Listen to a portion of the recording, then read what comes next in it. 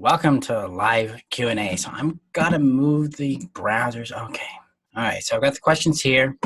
Now I can't see your responses till okay, here we go. Now I've got this thing set up right. All right. Boom.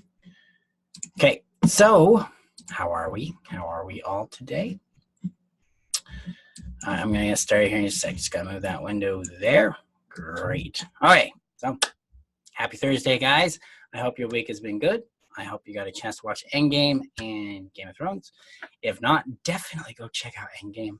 And if you're a GOT fan, then let me know what you thought about all the thingies that happened. All right, let's get into our questions today. Eero gives us, how do you forgive yourself for the mistakes of the past? Well, number one, mistakes don't define us. They don't have an add to or a take away. They don't add to our value. They do not take away from our value. Mistakes are normal and natural. Now, in toxic systems like narcissistic abuse or toxic relationships or negligent relationships or parenting, that kind of thing, mistakes are made into this big, scary thing. And that trains us to believe that mistakes are fatal. Trains us to think that mistakes define us and they add to or take away from our value. They don't. So what we have to do with mistakes is we need to assess what we're feeling about the mistake first. Hi, Eero. What we got to do first is assess what we're feeling and then release on that feeling. So if you're feeling shame about mistakes, then use the shame clearing. If you've got a membership to Codependence to Confidence, that means you have access to the shame clearing, which is part of the HEAL course or the HEAL training. So go in there, run that on it, and allow yourself, give yourself permission to be free of having to internalize that mistake. Instead, get curious about what it taught you and what you'll do differently in the future. Especially as you resolve the shame around mistakes, mistakes become an ally because it's fundamentally what makes us succeed. We are explorers first, and then we are knowers second. So it's reasonable for us to make mistakes because that's how we come to know something. In narcissistic systems, since we are responsible for regulating their feelings, making them feel good, right? Mistakes detract from that. That's why they attack it. And that doesn't allow us to have an organic, natural experience with life. Instead, we have to regulate their expectations, and that gets us all stuck in this real shame towards our mistakes. Okay. So forgiveness is more about letting go of the shame and accepting and receiving your right to make mistakes. There isn't a whole lot to forgive in that. There's a lot to celebrate. So your mistakes generally aren't going to affect people. They're going to affect people, but they're not going to be fatal. You're not out there murdering somebody, that kind of thing. You're out not driving drunk or anything like that. Then it wouldn't be a problem. Because most mistakes people are referencing in this are real life, and that's just, it's going to happen. All right, so you say, I can say I've definitely learned what not to do, and I feel bad about the Pentecost. All right, so feeling bad, what does that mean? If you're feeling shame about what you caused, then what I would do is encourage you to open up to empathy and then communicate empathically with the person. It's like, hey, I'm sorry for the pain I caused you with this decision. I care about how you feel. Let me know what you think. How do you feel about that? And that will give you a chance to really communicate, connect, respond to that person so that you two can bond. Because mistakes and error like that are a chance to build intimacy and understanding. And it also helps you understand who they are and how you want them to fit in your life, or how they will fit in your life, despite how you want them to. All right. We all make mistakes, though. That's what you need to hear, Eero. I made mistakes today. I made mistakes yesterday. Made mistakes the day before that. I'm going to make mistakes tomorrow. I was at lunch with my son yesterday, and was just talking. He asked me about how life was going for me, and we were talking about stuff that's going on, and I've been dealing with some guilt for, frankly, for the way I was as a father when he was born. I didn't do a very good job. And so I talked to him about it. I said, kid, I'm sorry. I'm sorry I was rough. I'm sorry I was aggressive. I'm sorry I yelled a lot, that I was an angry person. And he took that. He's like, yeah, thank you. because that's what it's about. That's the connection. That's love. That's how this works. And so, yeah, we all make it. You aren't a harmful person. So you don't have to worry about that. Grow from your mistakes, empathize with the impact it made, and build connection. Okay? So, yeah. And that, see, they care. One of the big challenges we deal with because of the trauma is we have a very loud voice in our head saying, they're going to respond this way. People see it that way. People will do this. Because the brain doesn't know anything else. It only knows what it knows, and it's going to reference that and try and attempt to predict the future. And so that's where that voice is coming from. You've got some big trauma there, so if you get closure on that, that voice will actually go away, and you'll be able to see clearer what's going on, both with your behavior and with them. Okay? Thank you. I try to be a good dad. I let my children determine that. And so far, they're happy with their dad, so we'll go with that. So, all right. So, yeah, but you can feel empathy. If you feel guilt, you can move that into remorse. It frees you up more to empathize and connect with them, stuff like that. So, all right. So, Melissa asks, what do you think the difference is between self-love, selflessness, and selfishness? All right. Well, let's talk about selfishness first, because answering this helps answer the other two, okay? So selfishness is a person A demanding from person B something person A has no entitlement to. That simple. So if I'm person A and I'm demanding Sally change her attitude, change what she likes, stop doing something that I don't like, even though it's not something that's really a big deal. If I demand her to give me something that is not, I have no entitlement to, I have no right to, I am selfish. Okay? That's how selfishness works. It's always a demand on someone else's territory to change so I feel differently or I get what I want. So with that definition, then self-love is about staying in your territory, cultivating your space, and leaving others to manage their territory and cultivate their space. See, love is a funny thing because it doesn't go into other territories and control them. It keeps us in ours, and it keeps them in theirs, because it's really big on boundary. It's like, hey, I'm me, you're you. Let's respect that, because that's what love wants. It wants autonomy to be favored over control. And then it wants understanding to be favored over control as well. So if I'm self-loving, then I'm doing what I need to do for me. Now, that may, in fact, disappoint other people, and they may get angry with me and call me selfish because I'm taking care of my world my way.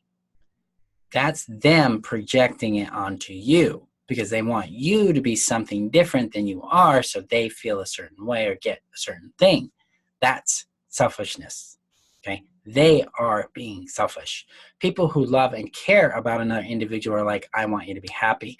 And even though this is sad for me, I feel some pain over this, or it's disappointing to me, this is for you. You do you. I first and foremost respect your boundary, okay? Now, selflessness is the codependent component a lot of times where we don't have a self. I don't have needs. Your needs are bigger than mine, or blah, blah, blah. Nah. Selflessness isn't going to do any good for anybody because it's a dishonest position. You are self. You have needs. You have boundaries. You are you. Honor that and then let people make a decision for themselves on whatever that would be for them. Okay? So, yeah. Now, in toxic systems, when we've been dealing with a narcissist, we've been dealing with an abuser, they're going to always claim that we're selfish when we say what we want, or we get what we want, or we draw a boundary, because we're taking away from them something that is not theirs to begin with, but they feel entitled to. So that's where that comes from. All right. Now, Kelly, what is the average airspeed of an unladen swallow? It depends. Is it European or African? All right. And that was funny, actually. I like that. That's pretty cute. Now, Renee says, it's almost a year and I still find myself crying. I understand my ex doesn't love me, but each day I get up and do what I have to do, but am I really moving on, or what can I do to move this along? This can be a complex thing because sometimes there's trauma involved in this. that there's attachment absolutely involved in this. Part of you is attached to your ex. There is a need in this attachment that's attempting to be fulfilled. And behind that is pain. Okay? So when we let go of the attachment, here's a bigger amount of pain we've got to face, whether it's loneliness, whether it's a loss of identity, a loss of value, loss of love. And typically that kind of, attachment is rooted in trauma. Usually an attachment trauma in the past, typically with our parents at some level, that keeps this attachment alive, because at least it's something that I won't be alone, I won't be lonely, I won't be isolated. And we heal that trauma, then you won't have to deal with that anymore. So I would recommend looking into getting one of the spots and Get Closure Now, so you can get closure on that and then go through Codependent Confidence and resolve and grow out of the codependent component, and learn how to create real connection with self and others, so you don't have that internalized loneliness anymore. Now, guys, when it comes to these courses, when it comes to Codependent Confidence, those trainings, or the Get Closure Now, I use a system called income-aware pricing, so you can get into these things. Don't think, for some people it will cost more than others because their income is different. But I try to price these things out in a way that makes it accessible to you, and something that you can invest in. So if money is a concern and that's the only reason you don't take a leap, please take the leap and let's find out what we can do for you there. Okay? All right. Okay.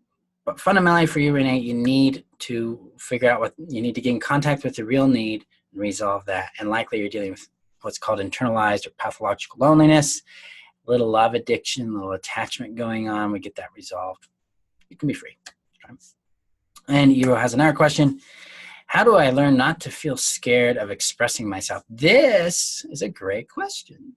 All the questions are great, but this is fun because now you're reaching into brilliance. Okay, expressing ourselves, a lot of times we have this fear of expressing ourselves because we have an inhibition. We've experienced judgment, right? We've experienced some sort of rejection. We have been attacked for it. We've been diminished for it. And we've been told we're stupid or ugly or wrong for whatever it is we're doing. The key to not feeling scared about it is not to care that you feel scared about it. It's to be willing to receive whatever judgment comes and then move on. Receiving does not mean accepting or absorbing or agreeing with. Receiving means acknowledgement. It's like, yep, that's an interesting judgment or interesting point of view. I wonder what else is possible now. You move forward. Okay. Now, if this is an arresting or paralyzing fear, then you've got trauma talking in the background there. Okay. We got to get that worked out so you don't have to deal with that anymore and go on with your life. But fundamentally, that's what you want to do there, is get comfortable in your skin with what you want to express, whether it's disappointment, happiness, joy, interest, curiosity, boredom, because you have a right to fully embody yourself. You have fully the right to be you. Occupy your space, whatever space that is. Now, you have a membership to Codependent Confidence, so you can go in and start like Thrive Strategy, Module 1, and that's going to get you into a practice of wow, my train of thought just went off in La La Land. It's going to get you into practice into embodying your personal autonomy and giving yourself permission to be whatever you are, so that you can become indifferent to people's judgment. Okay? Because real people are going to love you. You're worth knowing, loving, and keeping, so you're going to get to have that. All right.